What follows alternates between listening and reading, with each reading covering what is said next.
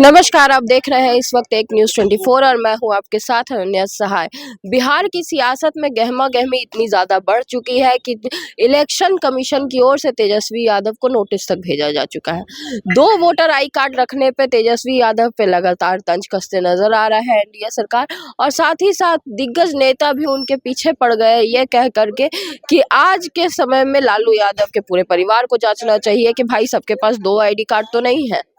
ऐसी स्थिति में विपक्ष जहां धांधलेबाजी की बात कर रहा है, खुद धांधलेबाजी में घुसा हुआ है।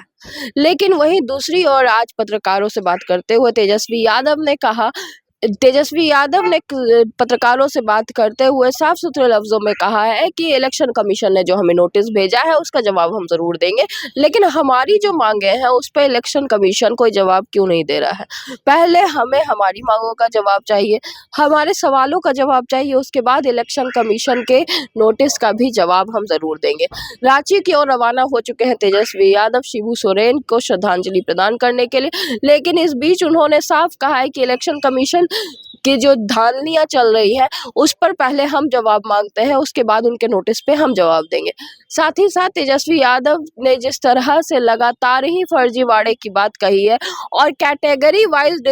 डिवीजन की बात कही है कि भाई जितने लोग मरे हैं, पलायन किए हैं, जो भी चीजें हुई हैं उसको कैटेगरी वाइज डिवाइड किया जाए, तब भाई हम जा करके भी चेक कर सकेंगे, हम भी पता कर सकेंगे कि कितना सही है कितना गलत है। लेकिन इस पर अभी तक इलेक्शन कमीशन का कोई जवाब नहीं आया है, लेकिन पूरा मुद्दा जो है वो मुड़ चुका है तेजस्वी यादव के वोटर आईडी कार्ड पे, और सारी फर्जीवाड़े का इल्जाम जो है वो तेजस्वी यादव के सर पर फोड़ दिया गया है।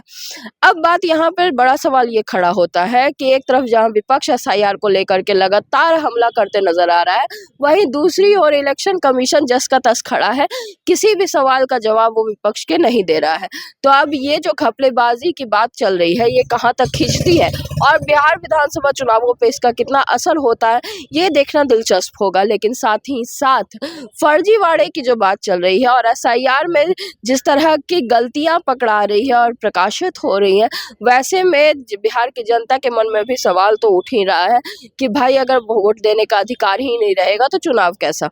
बाकी सारी खबरें भी हम आप तक पहुंचाते रहेंगे, और तब तक के लिए हमारे साथ बने रहिए और देखते रहिए एक न्यूज़ 24। और अगर आपके मन में भी कोई सवाल है तो हमें ज़रूर बताइए और कमेंट में लिख करके भेजिए। तब तक के लिए लगातार हमारे साथ बने रहिए। धन्यवाद।